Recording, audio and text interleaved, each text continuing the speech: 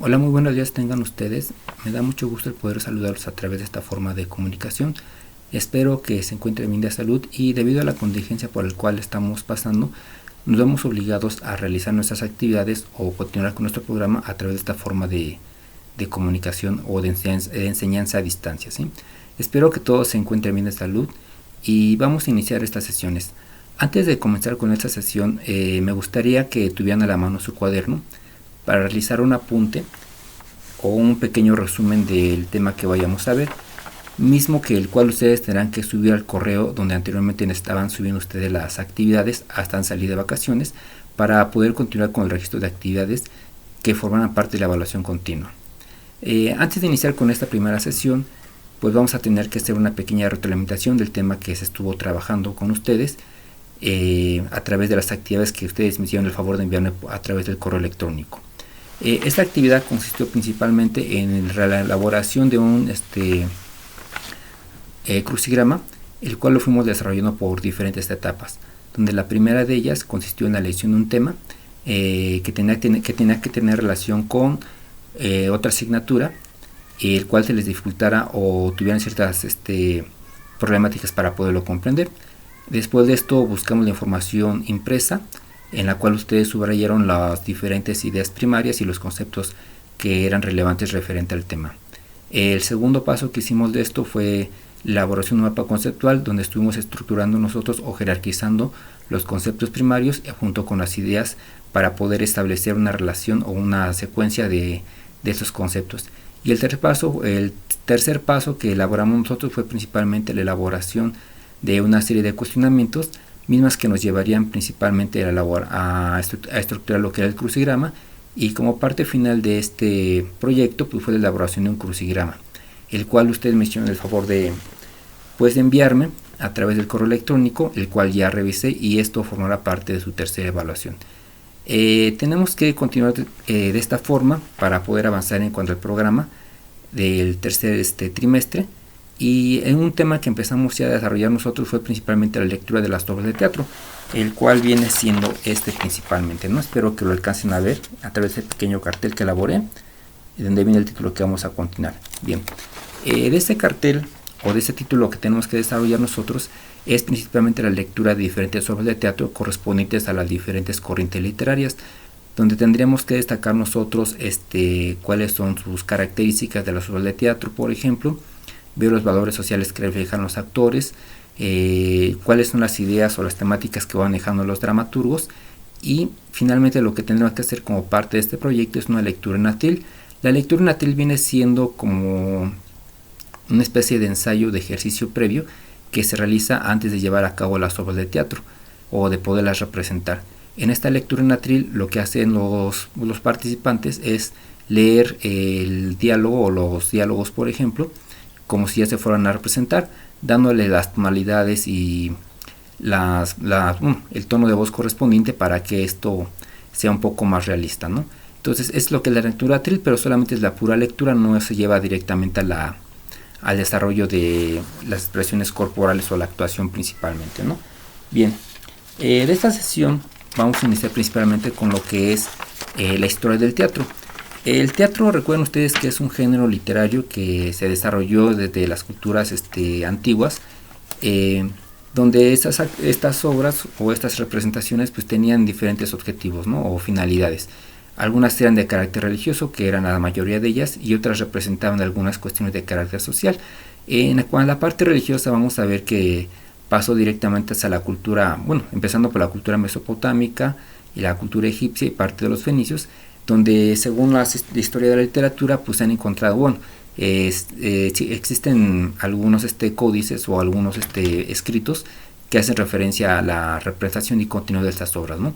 Pero aquí lo que tenemos que enfocar nosotros cómo fue desarrollándose el teatro en la parte occidental, y para tocar esta parte de la historia del teatro en la parte occidental pues tenemos que enfocarnos directamente en lo que es la cultura griega, ¿no? Bien, aquí tenemos este pequeño cartel dice historia del teatro y vamos a empezar con lo que es la cultura griega principalmente. Recuerden ustedes que para poder situar de manera espacial y temporal directamente la cultura griega tenemos que referirnos principalmente a los diferentes gobernantes que tuvieron. Recuerden ustedes que cuando entraba un gobernante cambiaba las fechas y empezaban otros siglos. Entonces vamos a ver que la cultura griega comenzó a desarrollarse básicamente la parte clásica hacia el año 2000 antes de Cristo aproximadamente, ¿no? En este periodo de la historia del teatro vamos a encontrar dos autores muy importantes, ¿no? Lo que es Esquilo y Sófocles.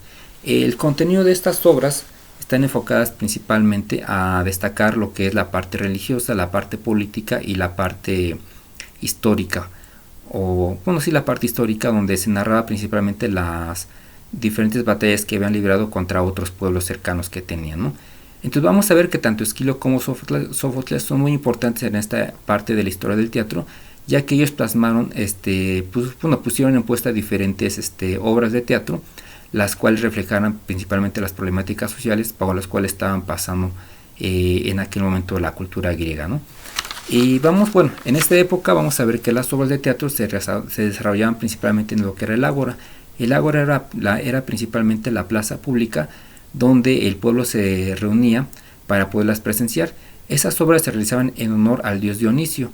El dios Dionisio era algo así como un representante general de la cultura griega, y vamos a ver que en estas obras pues lo que se trataba principalmente de tocar diferentes aspectos sobre las cuestiones sociales que se iban surgiendo, ¿no? Principalmente la parte histórica, donde se destacaba la grandeza de sus guerreros o de los personajes del pueblo al cual pertenecía, ¿no? Después del teatro griego, pasando del teatro griego pasó el teatro romano, donde se toman los mismos parámetros que la cultura griega, y después de mucho tiempo, de acuerdo a la historia, surgió lo que es la época medieval. En esta época medieval, el teatro era un teatro, por decirlo plano, como lo han catalogado algunos autores, donde solamente existía un solo acto o una sola escena, y sus contenidos eran principalmente de carácter religioso. Es decir, se trataba la vida de los reyes, algunos pasajes de la vida de Jesucristo. También se ponían en escena lo que eran principalmente algunas pastorelas, y se cantaban algunos villancicos, y también se trataba lo que era la vida de los reyes. Este era el contenido básico de las obras de teatro. En aquel entonces pues no había actos ni tampoco había escenas, simplemente era una sola puesta en escena, y donde los actores pues actuaban de una manera pues por decir plana, ¿no? O sea, no utilizaban tonos de voz y era una actuación muy sencilla, ¿no? Después de esta obra, de este periodo histórico del teatro, pasamos directamente a lo que es la época del Renacimiento, que abarca principalmente del siglo XVI a lo que es el siglo XVII principalmente, ¿no? Y abarca parte del siglo XVIII. Bueno, vamos a ver entonces que en la época del Renacimiento hay un autor muy importante que se llama Lope de Vega. Lope de Vega lo que hace principalmente es pues impulsar el teatro de su época dando ciertas innovaciones. Es decir, él comienza a manejar dos acciones de manera simultánea. Comienza a establecer lo que es la división de las obras de teatro a través de actos, y también va marcando lo que son las escenas, y también hace el énfasis lo que es principalmente la escenografía y los cuadros escénicos, que posteriormente van a tener una gran relevancia o una gran importancia para el Renacimiento, para lo que es principalmente la parte del modernismo y romanticismo, ¿no? La importancia de este autor es que sentó las bases de lo que es el teatro contemporáneo, mismas que siguen rigiendo el teatro contemporáneo en la actualidad en todo el mundo, ¿no? Después de la época del Renacimiento, pues vamos a ver directamente lo que es la parte del romanticismo, ¿sí? El romanticismo es una corriente literaria que surgió principalmente en el siglo XVII y parte del siglo XVIII, y se caracterizó principalmente porque imperó la parte del pensamiento, ¿no? Bueno, la parte de los sentimientos principalmente. No sé si ustedes, por ejemplo, vieron la película de Mozart, donde vamos a encontrar diferentes obras musicales que son características de este periodo.